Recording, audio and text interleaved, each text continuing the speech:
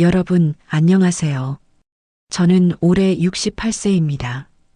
오늘 제가 하려는 이야기는 조금 특별합니다. 전문가의 조언이 아니라 제가 직접 겪고 뼈저리게 후회한 이야기를 들려드리려고 해요. 솔직히 말씀드리면 오늘 말씀드릴 5가지 돈 습관, 전부 제가 직접 실수했던 것들입니다. 아직도 제 통장 잔고를 볼 때면 가슴이 철렁합니다. 은퇴한 지 벌써 10년이 됐어요. 처음 몇 년은 괜찮았습니다. 퇴직금도 있었고 연금도 나왔으니까요.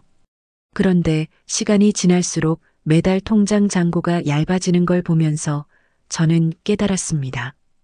돈이 부족해서가 아니라 제가 돈을 쓰는 방식을 몰랐던 거죠. 어제 동네 경로당에서 45년 지기 친구를 만났어요. 나이는 저랑 똑같은데 그 친구가 제 손을 붙잡고 울먹이더라고요. 언니, 나는 돈을 잃은 게 아니라 선택을 잘못한 내 젊은 날이 너무 후회된다. 그 말을 듣는 순간 가슴이 무너지는 것 같았어요. 저도 똑같았거든요. 제가 35년간 직장 생활을 했습니다. 은행원이었어요. 남들보다 돈에 대해선 좀 안다고 생각했죠. 퇴직금 1억 2천만 원을 받았을 때 이 정도면 넉넉하겠다 싶었습니다. 그런데 지금은 어떨까요? 그 돈의 90% 이상을 8년 만에 써버렸습니다. 무슨 사기를 당한 것도 아니에요. 큰 병을 앓은 것도 아니고요. 그냥 제가 평범하게 썼을 뿐인데 말이죠. 지금 이 영상을 보시는 여러분, 혹시 50대 후반이거나 60대 초반이신가요? 아니면 벌써 저처럼 은퇴하신 분일 수도 있겠네요. 어떤 분이든 괜찮습니다. 중요한 건 딱 한 가지예요. 여러분은 아직 늦지 않았다는 겁니다. 저는 제 실수를 숨기지 않으려고 해요. 오히려 여러분께 보여드리고 싶습니다. 이렇게 하면 안 된다는 걸요. 끝까지 보시면 저처럼 후회하지 않을 방법을 분명히 찾으실 수 있을 겁니다. 자, 그럼 지금부터 시작하겠습니다. 제가 가장 크게 후회하는 첫 번째 돈 습관부터 말씀드릴게요.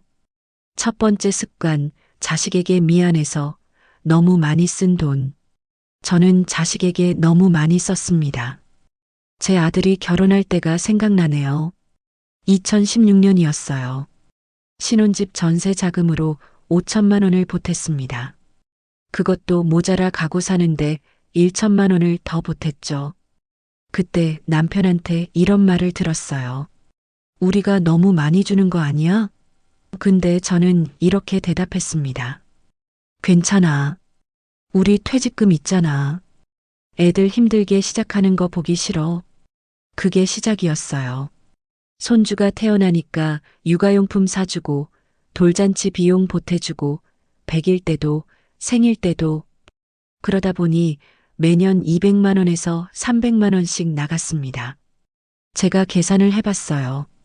아들 결혼하고 손주 태어나고 6년간 쓴 돈이 1억 원이 넘더라고요.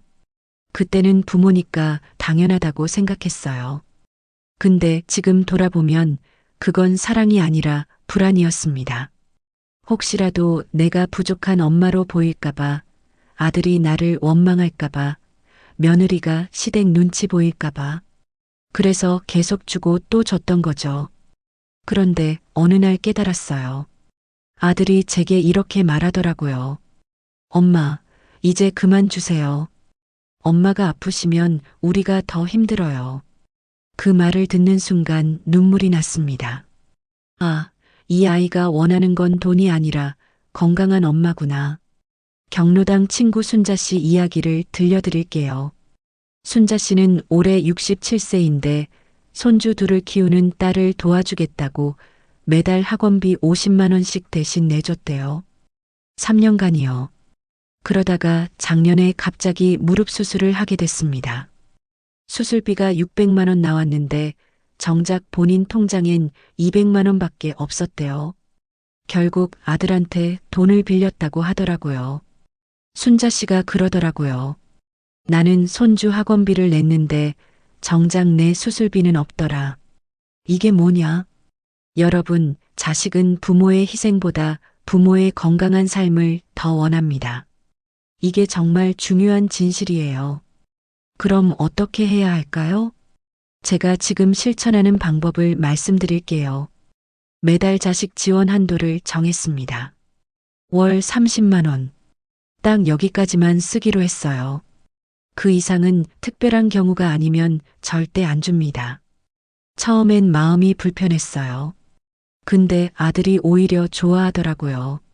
엄마가 건강하게 사시는 게 더 중요해요. 그리고 하나 더 있습니다. 손주 용돈은 현금 대신 체험으로 바꿨어요. 박물관 데려가기, 공원에서 같이 산책하기. 이게 훨씬 의미 있더라고요. 마지막으로 주의하실 점이 있어요. 만약 자식이 사업자금이나 빚 때문에 큰 돈을 요구한다면 절대 퇴직금이나 주거비를 건드리지 마세요. 대신 본인 월 생활비 범위 내에서만 도와주세요. 우리 노후가 무너지면 자식한테도 짐이 됩니다. 두 번째 습관, 벌 때의 소비 습관을 그대로 들고 온 것.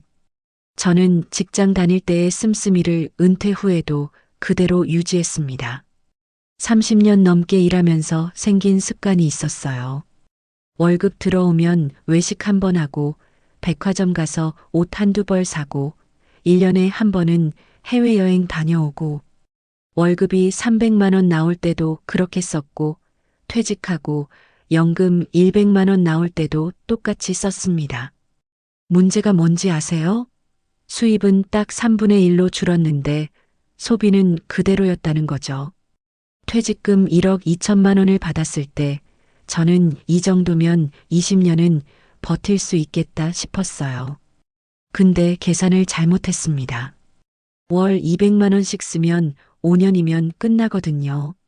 실제로 어땠을까요? 7년 만에 거의 다 써버렸습니다. 외식비가 한 달에 40만 원씩 나갔어요. 일주일에 2번은 외식하고 커피숍도 자주 갔죠. 옷은 계절마다 34벌씩 샀고요. 여행은 1년에 한 번씩 다녀왔습니다. 나 혼자 누리는 것도 아니고 친구들이랑 즐기는 건데 뭐. 이렇게 생각했어요. 그런데 65세가 지나면서 뭔가 이상하다는 걸 느꼈습니다. 통장 잔고가 생각보다 빨리 줄어들더라고요. 저는 소비를 줄인 게 아니라 현실을 외면한 거였습니다. 친구 영희 씨 이야기를 해드릴게요. 영희 씨는 올해 73세인데 저보다 5년 먼저 깨달은 분이에요. 영희 씨도 퇴직 초반에는 저처럼 썼대요. 그러다가 63세 때 통장 잔고를 보고 깜짝 놀랐다고 해요. 3년 만에 퇴직금의 절반이 사라진 거죠. 그때부터 영희 씨는 소비 구조를 바꿨습니다. 어떻게요? 첫째, 외식을 월 4회로 줄였어요. 대신 집에서 좋아하는 요리를 만들기 시작했대요. 한 달에 30만 원이 줄었습니다. 둘째, 옷은 한 시즌에 한 벌만 샀어요. 대신 입는 옷을 잘 관리하기 시작했죠. 연간 100만 원이 절약됐습니다. 셋째, 여행은 패키지 대신 국내 당일치기로 바꿨어요. 한 번에 100만 원씩 쓰던 걸 20만 원으로 줄였습니다. 이렇게 하니까 한 달에 40만 원, 1년이면 거의 500만 원이 아껴지더래요. 영희 씨가 그러더라고요. 처음엔 뭔가 초라해지는 느낌이었는데 지금은 오히려 마음이 편하다. 통장 잔고가 줄지 않으니까. 여러분, 중요한 건 가난하게 사는 게 아니라 현실에 맞게 사는 것입니다. 그럼 어떻게 바꿔야 할까요? 제가 지금 하는 방법을 알려드릴게요. 먼저 3개월간 가계부를 썼습니다. 제가 어디에 얼마나 쓰는지 정확히 파악했어요. 그랬더니 충격적인 게 보이더라고요. 필요 없는 소비가 한 달에 60만 원이 넘었습니다. 그 다음 고정비와 변동비를 나눴어요. 고정비는 집세, 관리비, 보험, 통신비처럼 꼭 나가야 하는 돈이에요. 이건 월 70만 원 정도였습니다. 변동비는 식비, 외식비, 쇼핑, 여가비처럼 조절 가능한 돈이죠. 이걸 월 50만 원으로 제한했어요. 그리고 3초 룰을 만들었습니다. 뭔가 사고 싶을 때 3초간 생각해요. 이거 지금 당장 필요한가? 한 달 뒤에도 필요할까? 이렇게 해요. 이것만 해도 충동 구매가 70% 줄었습니다. 주의하실 점이 있어요. 너무 극단적으로 줄이면 스트레스 받아요. 그러면 오히려 폭발적으로 쓰게 됩니다. 대신 작은 것부터 바꾸세요. 외식 횟수 하나만, 커피값 하나만, 이렇게요. 한 달에 10만 원만 줄여도 1년이면 100만 원이 남습니다. 세 번째 습관, 보험, 자동이체, 약정 그냥 놔둔 것. 저는 보험을 6개나 가지고 있었습니다. 15년 동안이요. 암보험, 실손보험, 연금보험, 종신보험. 이름도 다 기억이 안 나요. 그냥 직장 다닐 때 들어놓은 건데 은퇴하고도 계속 내고 있었습니다. 매달 얼마나 나갔을까요? 30만 원입니다. 아무 생각 없이 내고 있었어요. 아프면 필요하겠지, 언젠가 쓰겠지. 이런 막연함 때문에 계속 빠져나갔던 거죠. 그러다 작년에 보험 설계사 친구를 만났어요. 우연히 보험 이야기가 나왔는데 친구가 깜짝 놀라더라고요. 언니, 이거 정리 안 했어? 중복되는 거 엄청 많은데? 그제야 제대로 확인해 봤습니다. 그랬더니 충격적인 사실을 알게 됐어요. 6개 보험 중에 4개는 필요 없는 보장이었습니다. 암보험은 2개나 있었고 종신보험은 보험금보다 내는 돈이 더 많았어요. 정리하고 나니 월 17만 원으로 줄었습니다. 1년이면 150만 원이 절약되는 거죠. 15년간 얼마를 낭비한 걸까요? 대충 계산해도 2천만 원이 넘습니다. 저는 그때 깨달았어요. 내가 늙어서 이런 걸 모르는 게 아니라 누구나 모르고 지나가는 거구나. 보험만 그런 게 아니에요. 자동이체로 빠져나가는 돈들을 한번 생각해 보세요. 헬스장 회원권 월 8만 원, 넷플릭스 월 2만 7천 원, 신문 구독료 월 2만 원, 통신비 월 7만 원. 제 경우엔 이런 자동이체 항목이 12개나 됐습니다. 총 월 35만 원이요. 근데 실제로 쓰는 건 절반도 안 됐어요. 헬스장은 한 달에 2번 갈까 말까, 넷플릭스는 거의 안 봐요. 신문은 쌓여만 가고요. 그냥 언젠가 쓰겠지 하고 놔뒀던 겁니다. 친구 정숙이 이야기를 해드릴게요. 정숙이는 70세인데 작년에 통장 정리를 했대요. 그랬더니 10년 전에 가입한 인터넷 전화요금이 아직도 빠져나가고 있더래요. 월 5천 원인데 10년이면 60만 원입니다. 심지어 전화기는 4년 전에 고장 나서 버렸대요. 약정도 마찬가지예요. 휴대폰 요금제를 20년째 그대로 쓰고 계신 분 많죠? 저도 그랬어요. 월 7만 원짜리를 쓰고 있었는데 요즘은 3만 원대 요금제도 충분하대요. 바꾸니까 월 4만 원, 1년이면 거의 50만 원이 아껴졌습니다. 그럼 어떻게 정리해야 할까요? 제가 한 방법을 알려드릴게요. 먼저 통장 거래 내역 6개월치를 뽑았습니다. 은행 앱에서 쉽게 볼 수 있어요. 그 다음 자동이체 항목을 전부 노트에 적었어요. 항목 하나하나 옆에 필요, 불필요, 모르겠음 이렇게 표시했습니다. 불필요는 바로 해지했고 모르겠음은 3개월만 지켜봤어요. 3개월 동안 한 번도 안 쓰면 해지하는 거죠. 보험은 무료 상담을 받았습니다. 금융감독원 콜센터 1332에 전화하면 무료로 보험 진단을 해줘요. 저도 거기서 도움을 받았습니다. 주의하실 점이 있어요. 보험을 해지할 때는 꼭 전문가와 상담하세요. 혹시 필요한 보장까지 없애면 나중에 후회합니다. 그리고 해지하기 전에 새로 가입할 보험이 있으면 먼저 가입하고 나서 기존 보험을 해지하세요. 공백 기간이 생기면 안 되거든요. 마지막으로 자동이체는 1년에 한 번씩 점검하세요. 저는 매년 1월 첫째 주에 체크합니다. 달력에 표시해 놓고요. 이것만 해도 1년에 200만 원은 절약할 수 있어요. 네 번째 습관, 외로울 때 하는 불필요한 소비. 이 이야기는 제가 가장 부끄러운 고백입니다. 저는 외롭고 허전한 날이면 홈쇼핑을 틀어놓고 물건을 샀습니다.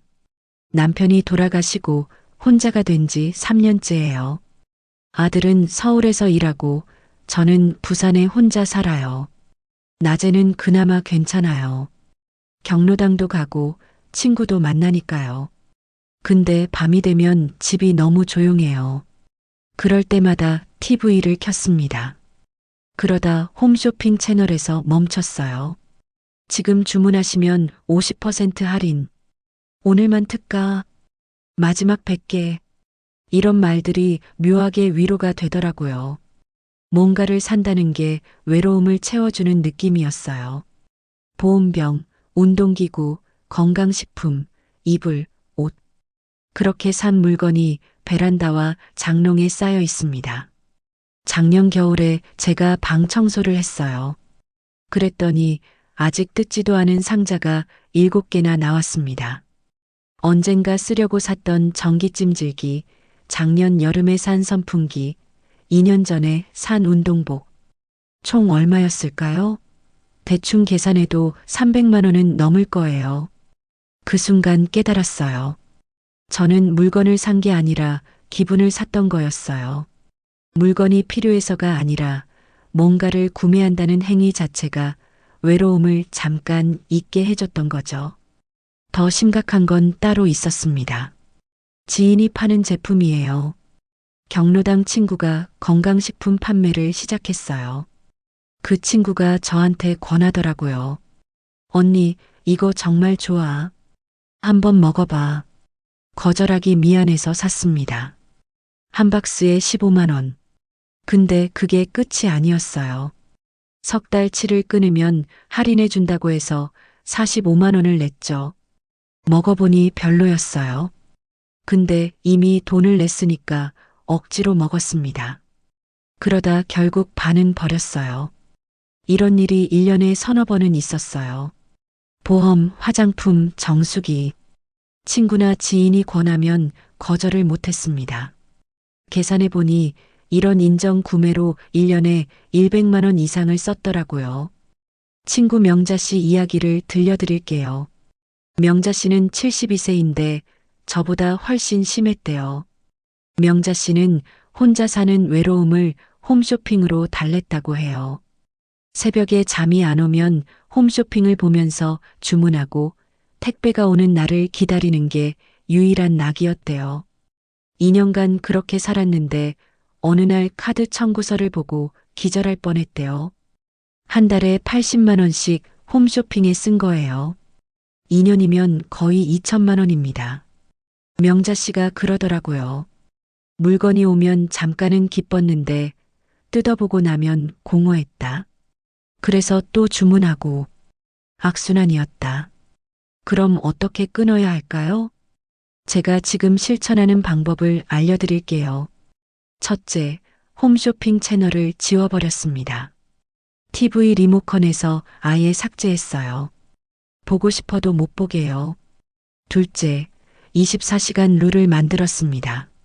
뭔가 사고 싶으면 메모해 놓고 24시간을 기다려요. 다음 날이 되면 신기하게도 사고 싶은 마음이 사라집니다. 셋째, 외로울 때 대체 활동을 만들었어요. 저는 산책을 선택했습니다. 밤 8시에 집 근처를 30분 걷기. 이것만 해도 홈쇼핑 보고 싶은 마음이 많이 줄었어요. 넷째, 경로당 프로그램에 적극 참여하기 시작했습니다. 노래교실, 요가교실. 주 3회 나가니까 사람들과 이야기하는 시간이 늘었어요. 외로움을 쇼핑으로 해결하는 건 마치 배고플 때 과자를 먹는 것과 같아요. 잠깐은 채워지지만 금방 다시 허전해집니다. 대신 사람을 만나세요. 취미를 찾으세요. 산책을 하세요.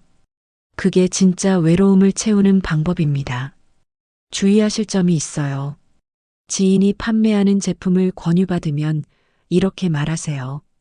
지금은 쓰는 게 있어서 다음에 필요하면 연락할게. 친구 관계가 깨질까봐 걱정하실 수 있는데 진짜 친구라면 이해해 줄 거예요. 오히려 돈 때문에 관계가 나빠지는 게 더 슬픈 일입니다. 5번째 습관 노후 비용을 계산하지 않고 산 것. 저는 60대 초반까지는 넉넉했습니다. 의료비도 별로 안 들었고 몸도 건강했으니까요. 근데 65세를 넘어가면서 뭔가 달라지기 시작했어요. 무릎이 아프기 시작했습니다. 병원에 갔더니 관절염이래요. 주사를 맞으니 한 번에 10만 원.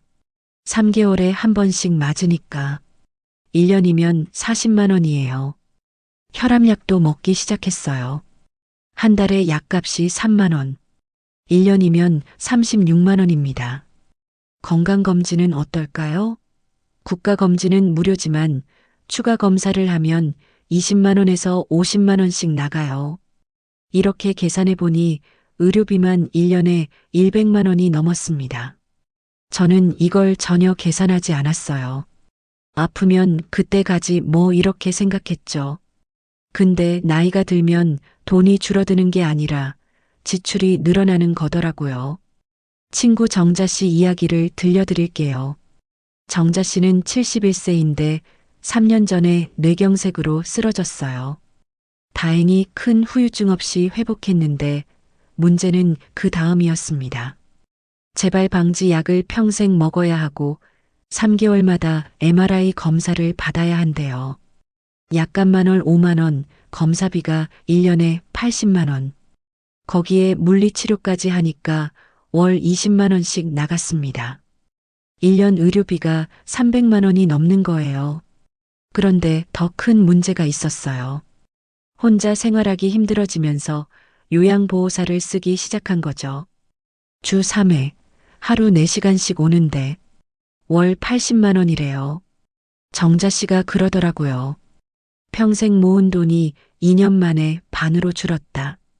정신적 충격이 너무 컸다. 여러분, 이게 현실이에요. 70대 중반을 넘어가면 의료비와 간병비가 급격히 늘어납니다.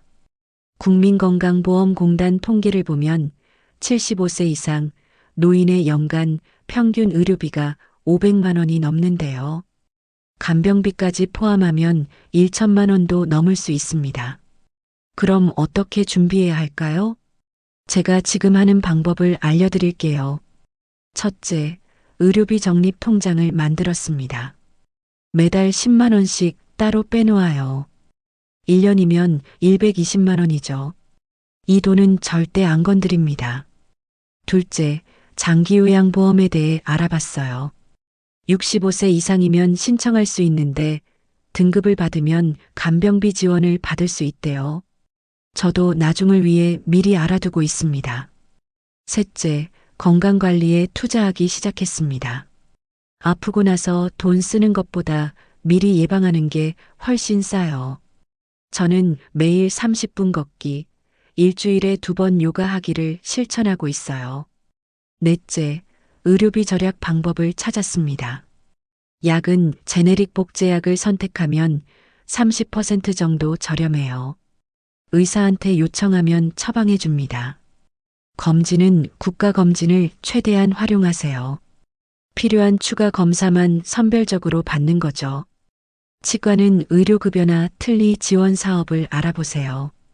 65세 이상은 임플란트 2개까지 건강보험 적용을 받을 수 있어요. 주의하실 점이 있어요. 의료비를 아끼려고 병원을 안 가면 안 됩니다. 작은 병을 키우면 나중에 더 큰 돈이 들어요. 대신 불필요한 검사나 과잉 진료는 거절하세요. 의사 말을 무조건 따르는 게 아니라 이 검사가 꼭 필요한가요? 라고 물어보는 거죠. 그리고 민간보험은 60대 초반에 가입하세요. 70세가 넘으면 보험료가 2배 이상 비싸지고 가입도 제한됩니다. 마지막으로 노후 자금 계산을 해보세요. 평균 수명이 85세라고 치면 65세 퇴직 후 20년을 더 살아야 해요. 월 100만 원씩 쓴다고 해도 2억 4천만 원이 필요합니다. 여기에 의료비와 간병비까지 생각하면 최소 3억은 있어야 안심할 수 있어요. 3억이 없다고요? 괜찮습니다. 지출을 줄이고 의료비를 대비하고 건강을 잘 관리하면 충분히 버틸 수 있어요. 중요한 건 계획입니다. 막연히 쓰지 말고 남은 돈을 계산하면서 사는 거죠. 자, 여러분. 지금까지 제가 직접 후회한 5가지 돈 습관을 말씀드렸습니다. 다시 한번 정리해 드릴게요. 첫째, 자식에게 과도한 지원. 사랑이 아니라 불안이었습니다. 월 한도를 정하세요. 둘째, 벌 때의 소비 습관. 수입은 줄었는데 소비는 그대로였습니다. 현실에 맞게 바꾸세요. 셋째, 자동이체 방치. 보험과 고정비를 1년에 한 번씩 점검하세요. 넷째, 외로움 쇼핑. 물건이 아니라 사람을 만나세요. 다섯째, 의료비 무계획. 70대부터 급증합니다. 미리 준비하세요. 경로당 친구 순자 씨를 기억하시죠? 손주 학원비 대느라 본인 수술비가 없었던 분이요. 그 친구가 최근에 제게 이런 말을 했어요. 언니, 나는 이제 알았어. 자식 도와주는 게 사랑이 아니라 내가 건강하게 사는 게 진짜 사랑이더라. 순자 씨는 지금 매달 30만 원씩 의료비 통장에 넣고 있대요. 딸한테 학원비는 더 이상 안 준다고 했고요. 처음엔 서운해 하더니 지금은 오히려 엄마 건강이 최고예요 라고 한대요. 영희 씨도 기억하시죠? 소비 구조를 바꿔서 월 40만 원을 아낀 분이요. 영희 씨는 지금 그 돈으로 1년에 한 번 제주도 여행을 다녀온대요. 혼자가 아니라 친구들이랑요. 돈을 아끼는 게 초라한 게 아니라 현명하게 즐기는 거더라고 하시더라고요. 여러분, 변화는 생각보다 빠릅니다. 처음 일주일은 불편할 거예요. 뭔가 포기하는 느낌이 들 수 있어요. 2주째부터는 익숙해집니다. 자동이체를 정리하고 충동 구매를 참는 게 자연스러워져요. 한 달 후에는 통장 잔고가 달라진 걸 느낄 거예요. 이번 달은 돈이 남네? 이런 느낌이죠. 3개월이 지나면 완전히 달라집니다. 마음이 편해져요. 내가 돈을 조절하고 있구나라는 자신감이 생깁니다. 오늘 당장 실천할 수 있는 단 하나를 말씀드리겠습니다. 오늘 저녁 통장 거래 내역을 6개월치 뽑아보세요. 그리고 자동이체 항목을 하나하나 확인하세요. 이것만 해도 월 10만 원은 절약할 수 있어요. 1년이면 100만 원입니다. 이 정보가 도움이 되셨다면 주변 분들께 공유해 주세요. 좋아요 버튼도 눌러주시고요. 구독하시면 노후 준비에 도움되는 정보를 빠짐없이 받아보실 수 있어요. 여러분의 작은 나눔이 누군가의 노후를 바꿀 수 있습니다. 저는 68세에 깨달았지만 여러분은 지금 알게 됐잖아요. 그게 얼마나 다행인지 몰라요. 노후를 망치는 건 돈이 부족해서가 아닙니다. 잘못된 습관을 오래 끌고 가서 그렇습니다. 지금 바꾸면 충분히 행복한 노후를 보낼 수 있어요. 여러분 모두 건강하게 오래 사시길 바랍니다. 사랑하는 가족들과 행복한 시간 많이 보내세요. 남은 인생 후회 없이 사세요. 지금까지 68세 은퇴자의 솔직한 고백이었습니다. 감사합니다.